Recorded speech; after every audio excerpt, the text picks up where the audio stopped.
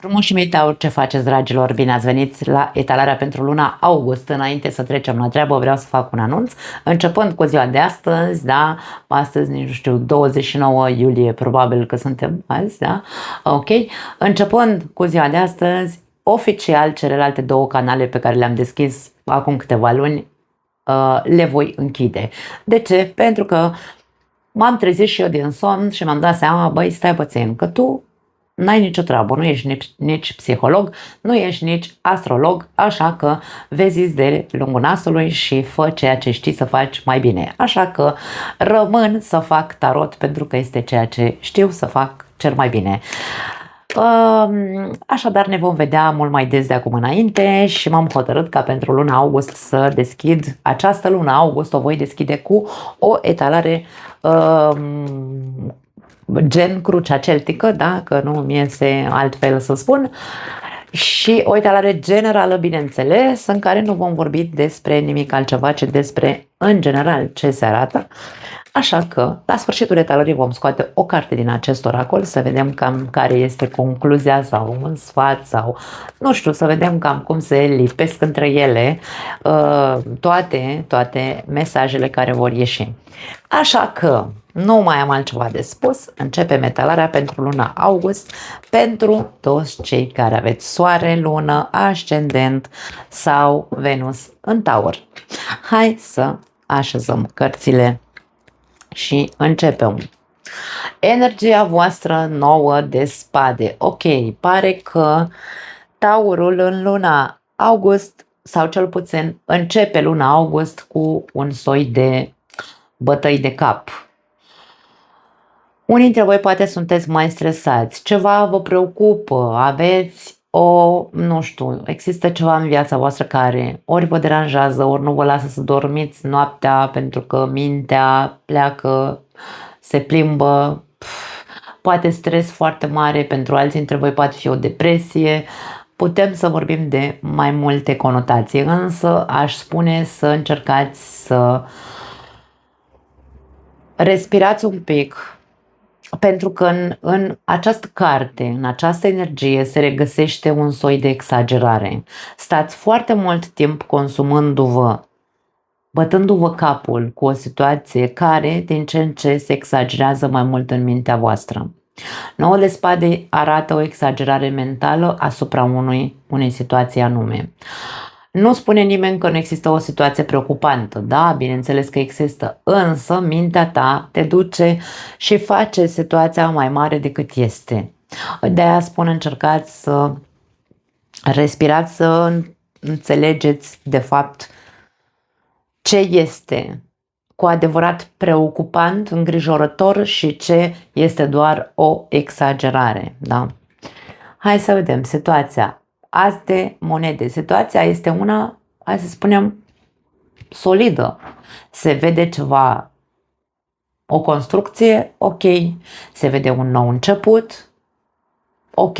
Deci nu știu care este problema cu mentalul vostru. Hai să vedem. Situația pare că e una foarte pozitivă. Uite. Acum poate fi vorba despre bani. Poate unii dintre voi, nu știu, ați făcut o investiție și ați pierdut foarte mulți bani. Poate fi. Sau investiția a fost de natură emoțională, ați investit în cineva care, aici avem un jucător, îl numesc eu, acest cavaler de cupe, un Don Juan, da, o prințesită care v-a dat peste cap. Ce să zic? Dacă suferiți din dragoste, suferiți pentru că ceva ce voi credeați că va duce la ceva constructiv sau palpabil, nu a funcționat. Această persoană a intrat în viața voastră, v-a cucerit, sau poate un proiect care nu a funcționat sau o investiție pe care ați făcut-o nu a funcționat, a dat greș, aia e. Vorbim despre un eșec, despre o pierdere, însă aș spune, încercați să vedeți realitatea așa cum e. Dacă a fost o persoană care și-a bătut joc de voi, să zicem, ați fost doar o piesă de puzzle în viața lui, de cucerit în viața ei, e bine, nu știu dacă ar mai fi cazul să vă mai bateți capul.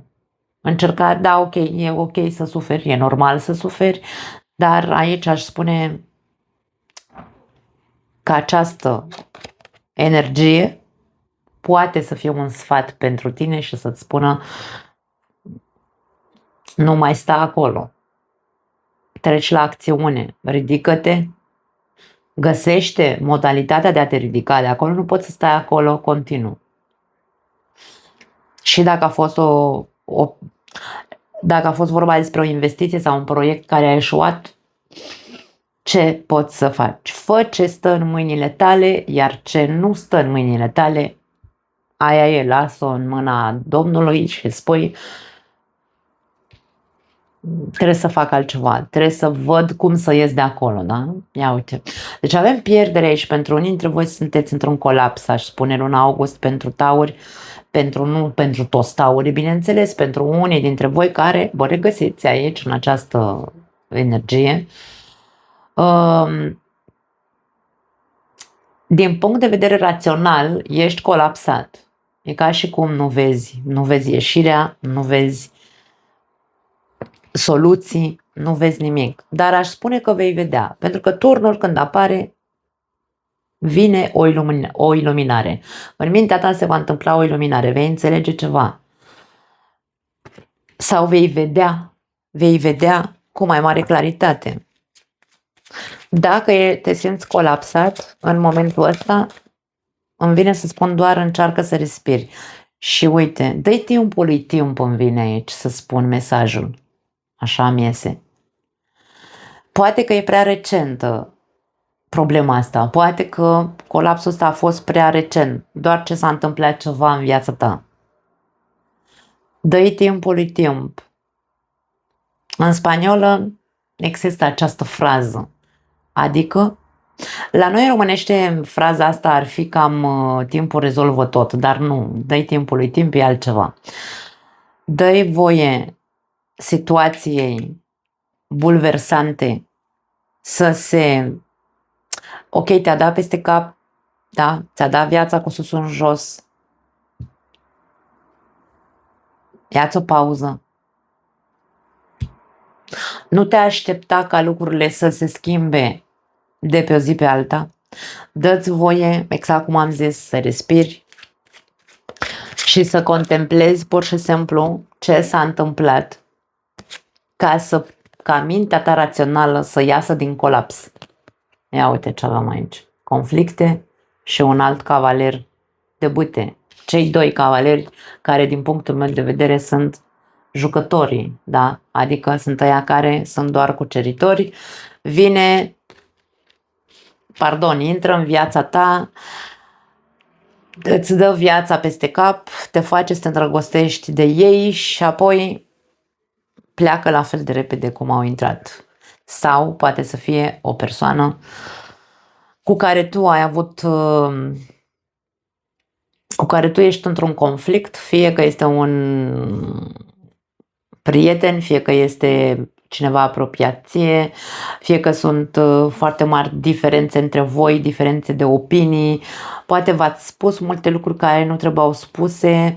Aici suferința asta sau îngrijorarea are de văzut cu aceste aspecte, da? Ori cu o ceartă, ori cu faptul că te-a dezamăgit foarte tare persoana asta sau ți-a făcut într-adevăr un rău foarte mare pe care tu acum ești în conflict cu tine însuți, da? E ca și cum, eu nu știu, este o persoană imprevizibilă, mă pot aștepta de la ea la orice. De-aia spun că ți se spune, dă-i timpului timp să vezi cam ce acțiuni va face această persoană, dacă e vorba de o persoană. Nu te flagela, nu te autoflagela tu singur. Wow, foarte tare etalarea. Ce nu știi sau în subconștientul tău, aici avem un 3 de cupe. 3-ul de cupe este cartea sărbătoririi. Ce nu știi este că se va rezolva situația. Poate că în subconștient tu știi că totul va fi bine, doar că, da, când trecem printr-o situație de asta așa foarte surprinzătoare pentru noi, e normal să ne dăm peste cap. Avem un 7 de cupe și un 6 de monede, e ca și cum aici ți se spune, într-un fel sau altul, ți se spune crede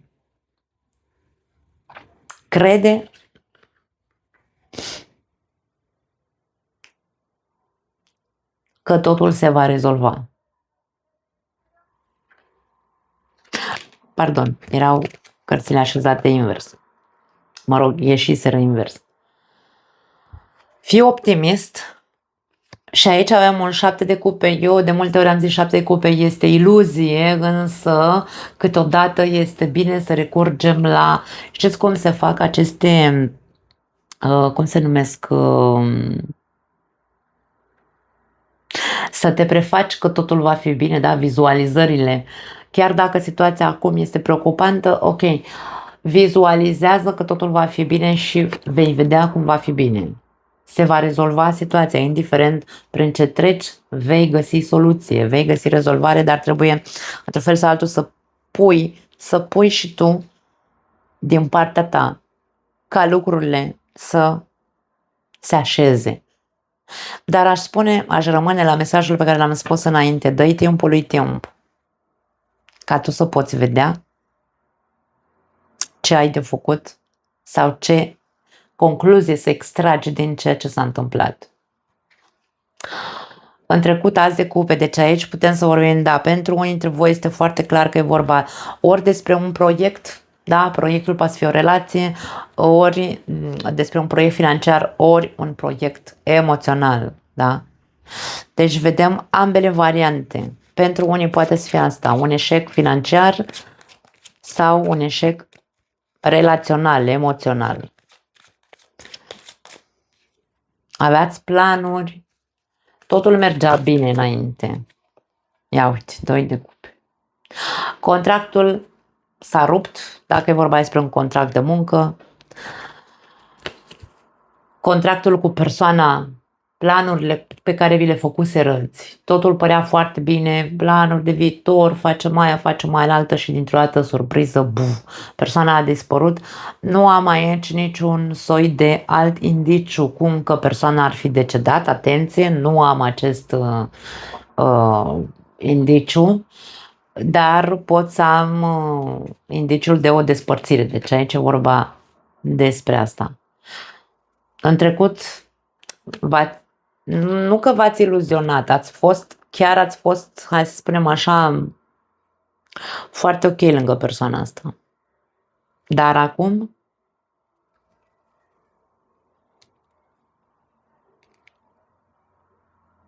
simțiți că nu mai e așa. Dacă aveți o relație, poate că gândurile voastre, pentru că aici pare că este despre cei singuri, dar dacă vorbim despre cei care aveți o relație, această persoană pe care voi ați iubit-o, cu care v-ați căsătorit, da, totul a fost lapte și miere până acum sau relația a mers excelent până acum, e bine, în luna august pare că va exista un colaps.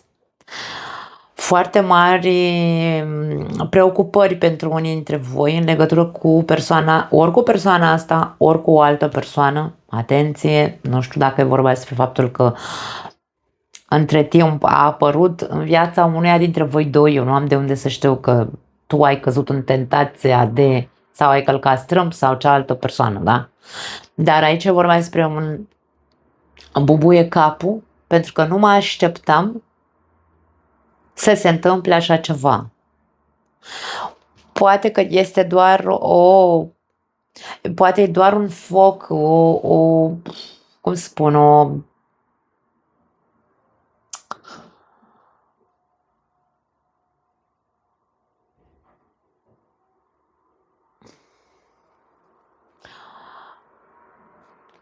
ia valul, da? Vă ia valul, ori pe voi, ori pe celălalt. Cel care aici putem să vorbim despre o iluzie, că vezi, Doamne, că nu știu, nu neapărat că s-a îndrăgostit, dar aici situația bate înspre acest aspect, da?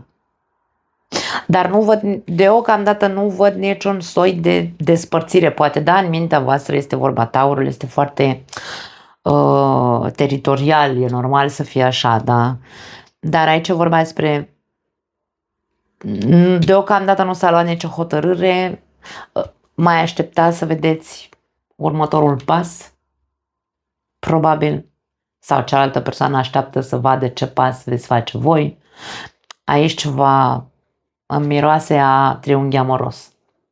7 de monede se repetă în următoarele 3 luni de zile. Poate că unii dintre voi aveți nevoie de 3 luni de zile, aș spune, ca să vedeți, nu știu, dați timpului timp. Îmi vine constant acest mesaj. Pași de bâte,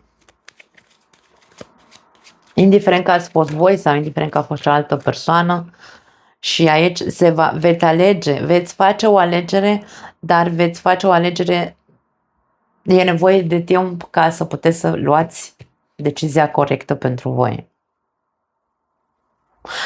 Aș spune, nu grăbiți nimic, indiferent că e vorba despre faptul că voi ați fost înșelați sau v-a înșelat cealaltă persoană sau voi ați fost cel care a înșelat. Deci aici dați-vă timp, nu luați nicio decizie. Știu că poate sună absurd, dar aici e vorba despre timp, despre a aștepta, a avea răbdare ca să puteți să luați decizia corectă. Nu pot spune altceva, dragii mei, nu mi-apare altceva aici.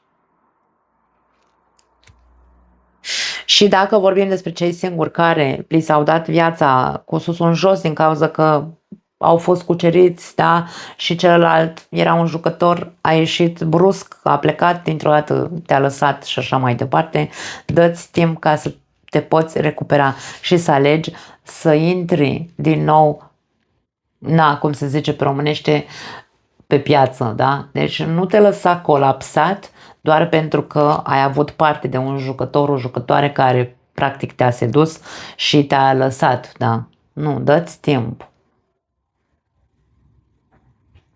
Concluzia.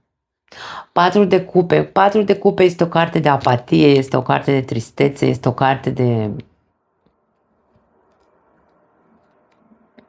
nu mai îmi trebuie nimic.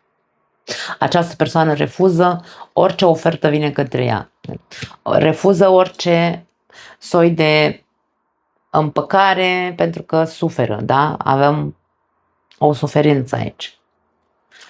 Poate fi o stare din asta apatică, urâtă, diavolul, wow, ce repede a vrut să sară.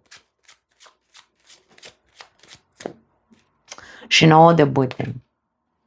Mie vine să spun, nu vă lăsați târâți.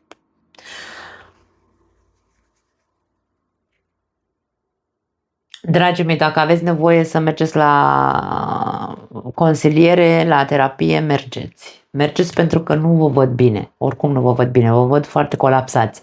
Ideea este, dacă nu căutați, da?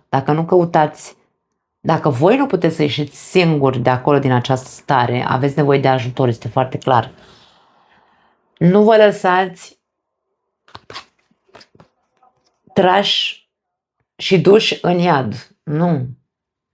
Veți putea să depășiți. 9 de bâte e o carte a războinicului, a celui care, chiar dacă a simțit foarte multe răni, da? Foarte multă durere, el tot mai are forță să se țină de bătaia. Chiar dacă crezi că nu vei putea ieși de aici, vei putea. Doar că trebuie să-ți dai voie și tu să te ajuți, da? Ajută-te. Mergând la consiliere, fă ce crezi că e mai bine să faci pentru tine, nu te lăsa tras în depresie, dus în iad și lăsat acolo. Nu.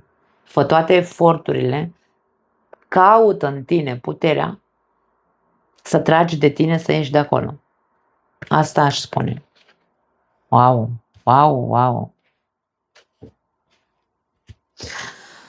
Pentru cei care aveți o relație, și aici e vorba despre un triunghi amoros, chiar dacă vei spune, și poate vei spune timp de 3 luni de zile, nu mai îmi trebuie, să nu mai văd persoana asta în viața mea, că mi-a făcut, m-a înșelat, umilit, nu știu. Pentru că aici vedem foarte multă apatie. Chiar dacă vei spune ce vei spune,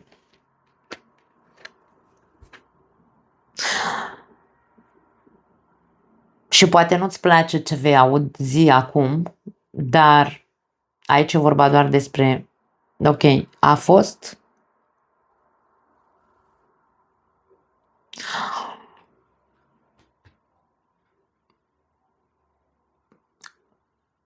totul prea magnetic și totul prea animalic. Și de aia s-a ajuns la un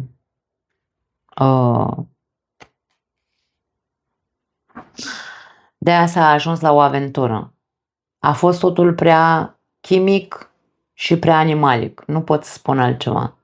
Chiar dacă acum crezi că nu vei putea ierta, nu vei putea trece peste, vei putea. De aia spun, dă-i timpului timp, ca tu să poți să faci alegerea corectă. În momentul în care suntem în această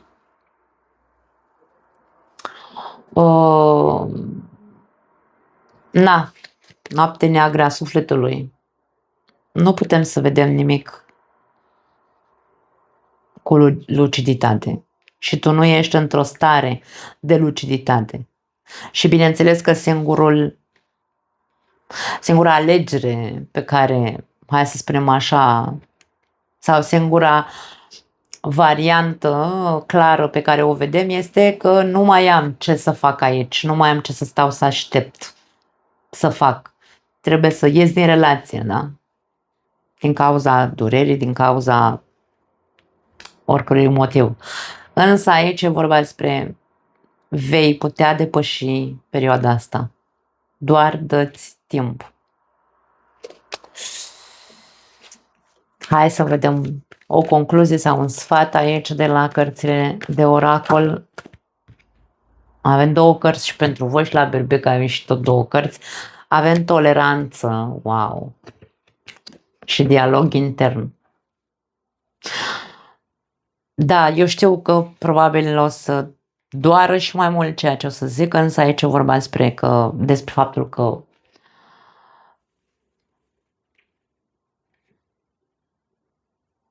nu ar trebui să... Nu e vorba de a tolerează situația că aia e, domne, ți-a pus coarne, tu taci și înghiți și tolerezi. Nu, este vorba de a tolera, dar nu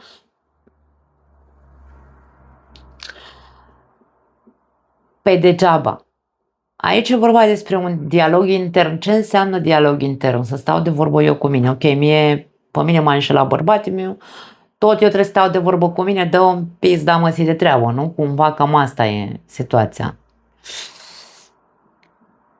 Poate că ar fi bine să stai de vorbă cu tine și să încerci să înțelegi tu cum să ajungi tu la o concluzie, cum s-a ajuns aici.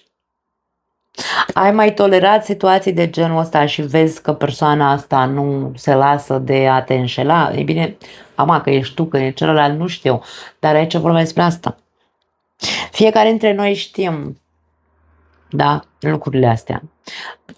Poate că este foarte important pentru tine ca în această perioadă, cum am zis, dă-i timpului timp, stai de vorbă cu tine și vezi de ce crezi tu, la ce concluzie ajungi tu, că s-a întâmplat ce s-a întâmplat. Ai fost prea permisiv, ai tolerat prea multe lucruri, nu neapărat alte aventuri. Sunt diferențe prea mari între voi și le-ai tolerat fără să pui tu piciorul în prag, fără să spui nu până aici, mai mult de atât nu pot să accept. Tu știi, stai de vorbă cu tine și vezi, pentru că degeaba te lași târât în depresie și rămâi în iad dacă nu stai de vorbă serios cu tine ca să vezi care a fost de fapt esența acestei înșelătorii și așa mai departe. Da, foarte interesant, nu mai am altceva de spus, dragii mei, vă pupăcesc, sper să nu fie pentru mulți tauri această etalare, însă, na, vă aștept la comentarii. Vă pup, ne vedem în curând. Ciao!